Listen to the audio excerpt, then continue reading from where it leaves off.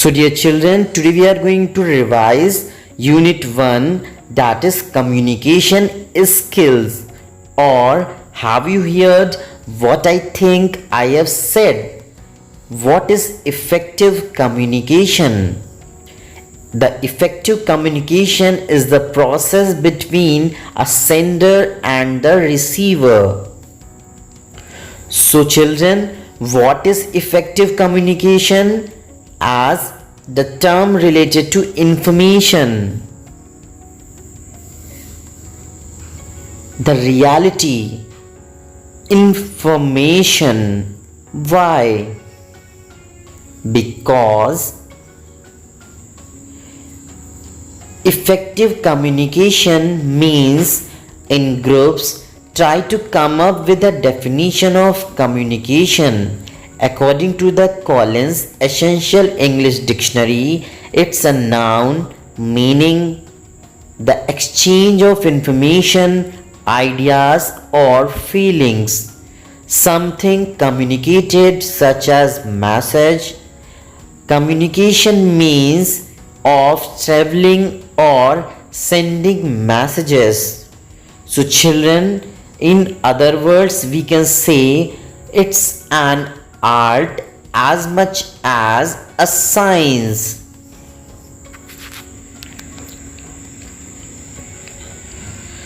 So potential influences: body language, non-verbal communication, language used, existing knowledge, assumptions, context, memory, attitudes, stress, clarity, culture, listening skills, writing skills.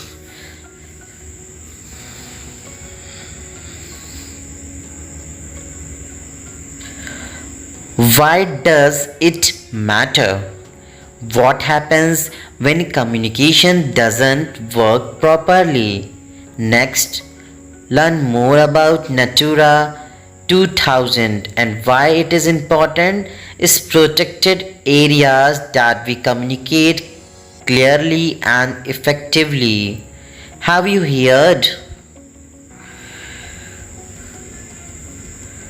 So children, communication skills is the ability to use language, receptive and expressive information. Effective communication skills are a critical element in your career and personal lives.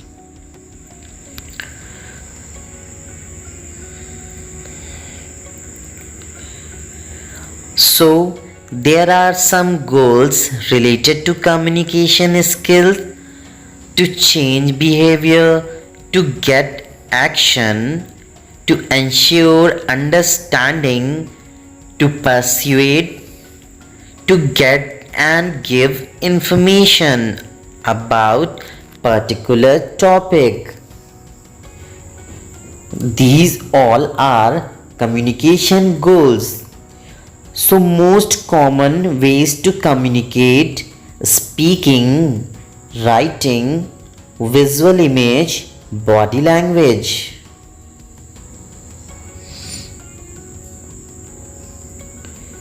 Communication is a series of experience of hearing, smell, seeing, taste and touch.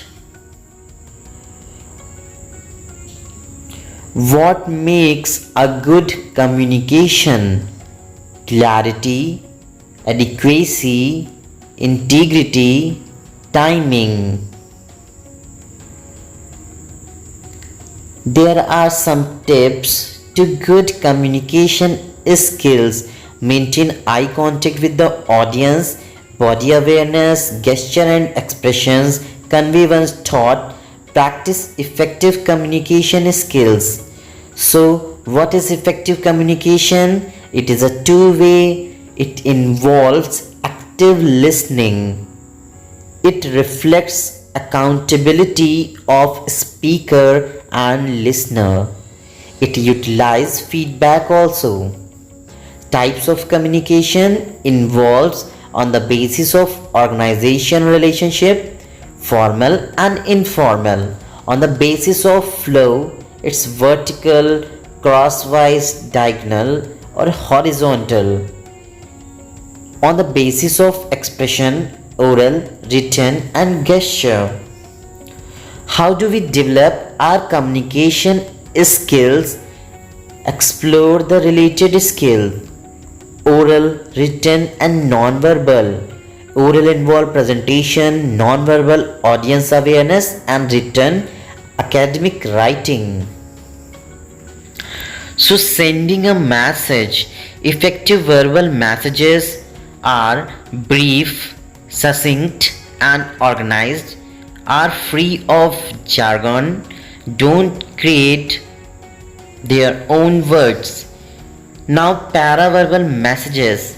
Paraverbal communication refers to the messages that we transmit through the tone, pitch and pacing of our voice. Receiving a messages, listening requires concentration and energy, involves a psychological connection with the speaker, includes a desire and willingness to try and see things from another's perspective, requires that we suspend judgment and evaluation.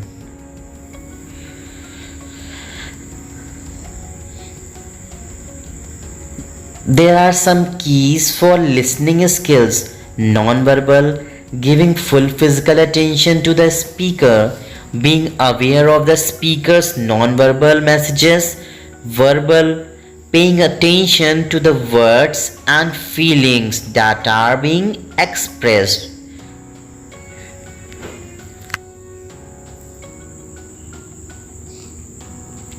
Now children, there is a communication process. Communication is the process of sending and receiving information among people. It starts from sender, then feedback from receiver, and in between if there is a voice barrier or noise barrier. So in between also we have to use channel for transmit the messages.